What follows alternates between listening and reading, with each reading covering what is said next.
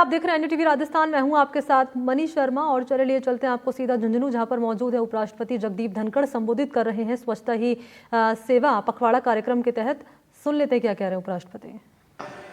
हर जगह जाता हूं, लगाता हूं, यहां भी लगाया तो मैंने तुरंत कहा ये मेरी मां के नाम भी है और इसकी सास के नाम भी है। तो इसने भी एक बार जवाब दिया कि मैं भी ऐसा ही कर रही हूं। मैं खुद की मां के नाम भी पेड़ लगाती हूं, आपकी सास के नाम भी लगाती हूं।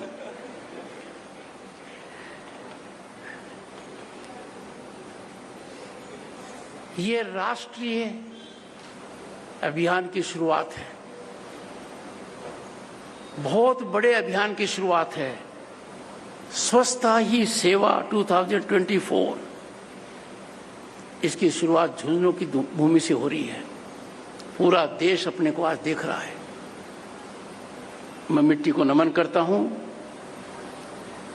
और यही मिट्टी है जिसने मेरी राजनीतिक यात्रा की शुरुआत की, जब 1989 में मैं लोकसभा का सदस्य बना।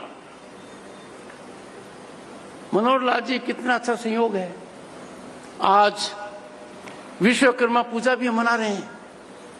2 संगम हो गए और तीसरा बड़ा संगम हो गया। भारत के प्रधानमंत्री श्रीमान नरेंद्र मोदी जी का जन्मदिन है। नरेंद्र मोदी जी ने देश में जो कार्य किया है उसमें आज के दिन भी एक बहुत बड़ा योगदान है। शुरुआत उन्होंने की है। 15 अगस्त 2014 को लाल किले के प्राचीर से जन भागीदारी का आह्वान स्वच्छता के लिए किया गया। प्रधानमंत्री नरेंद्र मोदी का वो उद्घोष 1 दशक में दुनिया का सबसे बड़ा क्रांतिकारी कदम साबित हो गया है और देश में निरंतरता से बदलाव का प्रतीक है। इस दशक के दौरान इस अभियान की वजह से, प्रधानमंत्री की शुरुआत की वजह से लोगों की मानसिकता में क्रांतिकारी और व्यापक परिवर्तन आया है। स्वच्छता के प्रति उनकी दृष्टि बदली है। अब कोई चलती गाड़ी से केले का छिलका नहीं फेंकता है। अब कोई सड़क के ऊपर रद्दी फेंकते हुए 4 बार सोचता है।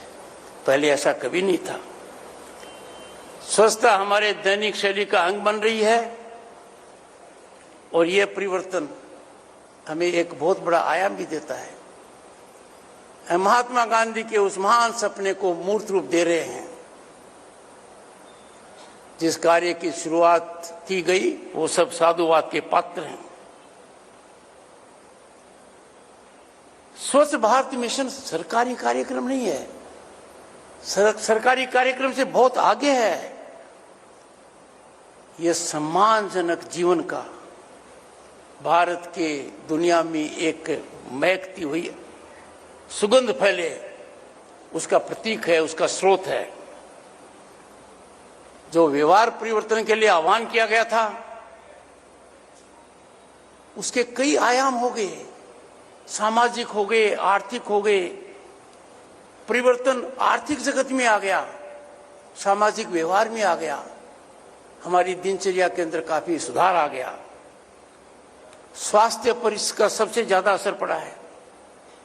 गंदगी बीमारी की जननी है।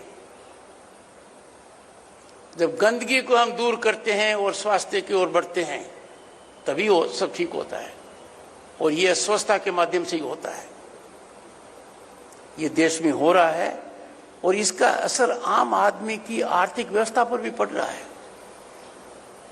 जब स्वच्छता की वजह से बीमारी भगती है, जो गंदगी की वजह से हमारे यहाँ रहती है, तो अर्थव्यवस्था भी आम आदमी की ठीक होती है। पर 140 करोड़ के देश में और शुरुआत में 130 करोड़ के देश में कोई सोच भी नहीं सकता था, दिल दहक जाता था कि हर घर में टॉयलेट, इतने विशाल देश में शौचालय हर घर में हो, ये तो कल्पना से परे है।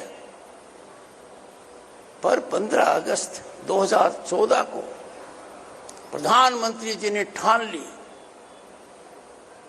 और ठान भी ऐसी ली कि आज के दिन, जैसा माननीय मंत्री मनोहर लाल खट्टर जी ने बताया, 12 करोड़ शौचालय जमीनी हकीकत है। आपने आंकड़ों